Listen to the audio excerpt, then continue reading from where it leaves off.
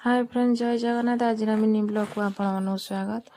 आज आम आसु रामचंडी देखो केते लोक फिस्ट करें भी आसु फिस्ट करने कारण वर्ष सरी जाऊँगी से वर्ष को एंजॉय करने आम फैमिली सहित आसीचु भोजीटे करने आमर हूँ आज मटन को उषुना भात ये मो स्वामी बसी रोसे करुँच मटन कषा चली मो स्वामी बढ़िया रोसे करती मटन ये रोसे कर रामचंडी बुलिया बोऊ बापा दे समस्त आम जाइए बुलायापाई ये मो स्वामी का बस रोसे कर मटन कषा चली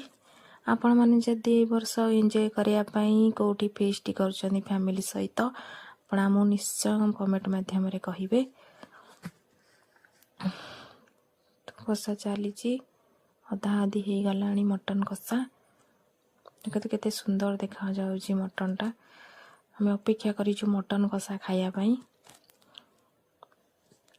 एपटे मो पुओ बसी आइसक्रीम खाऊँ मो भणजा भणजी बस आइसक्रीम खाऊंट